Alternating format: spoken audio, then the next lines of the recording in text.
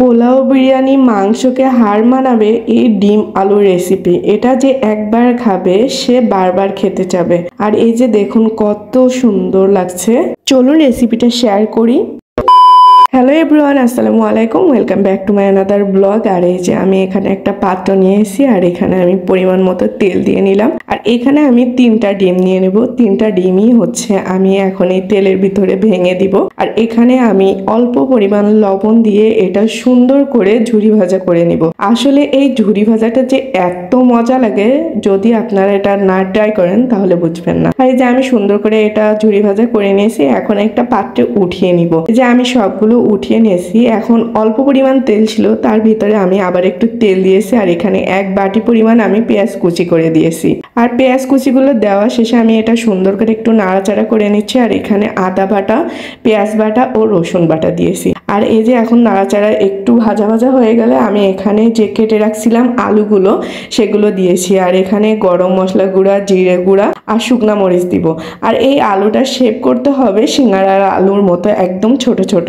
আর এখানে আমি পরিমাণ মতো মরিচও দিয়ে নিলাম। আর যারা মরিচ বেশি খান তারা এখানে কাঁচা মরিচও দিতে পারেন, আর হচ্ছে শুকনা মরিচের গুঁড়াও দিতে পারেন। আর এই যে আমি এখন সুন্দর করে একটু নাড়াচাড়া করে নিয়ে এখানে পরিমাণ মতো লবণ দিয়ে নিয়ে নাড়াচাড়া করে নিয়ে আবার একটু হলুদ গুঁড়া দিয়ে নিলাম। হলুদটা দেওয়ার ফলে এটার কালারটা একদমই চেঞ্জ হয়ে আসে। এখানে আমি 5 মিনিট মতো ঢেকে রাখলাম। আর এই যে ঢেকে রাখার ফলে দেখুন কেমন জুসি জুসি ভাব এসছে। এই যে সুন্দর করে নাড়াচাড়া করে নিয়ে আমি এখানে যে ভেজে রাখছিলাম ডিমের ঝুড়ি সেটা দিয়ে নিলাম। আর এটা আমি এখন সুন্দর করে নাড়াচাড়া করব, একটু ভাজা ভাজা করে নিব। দেখতে এত সুন্দর লাগছে যে এখনই খেয়ে নিয়ে। আর এখানে আমি অল্প পরিমাণ পানি দিয়ে এখানে দিয়ে নিব, কারণ এটা সিদ্ধ হতে যতটুকু পরিমাণ পানি লাগবে আমি ঠিক ততটুকু পরিমাণ দিয়ে 15 মিনিট মতো ওয়েট করব। আর এই যে 15 মিনিট ওয়েট করার পরে এটা দেখুন পানিটা শুকিয়ে একদম তেল উঠে গেছে। আর এত সুন্দর লাগছে দেখতে। তেলটা উঠেছে সেটার ভিতরে সুন্দর করে এটা ভাজা ভাজা করে নিতে হবে, কারণ এটা আপনি যত বেশি ভাজবেন এটার টেস্ট তত বেশি সুন্দর হবে। আর এ কারণে আমি একটু মিডিয়াম আছে এটা সুন্দর করে একটু নাড়াচাড়া করে নিচ্ছিলাম, যেন এটা দেখতে একদম অন্যরকম একটা আসে। আর এই যে এখন রান্না হয়ে গেছে, আমি এবার একটা পাত্রে নামিয়ে নিচ্ছি।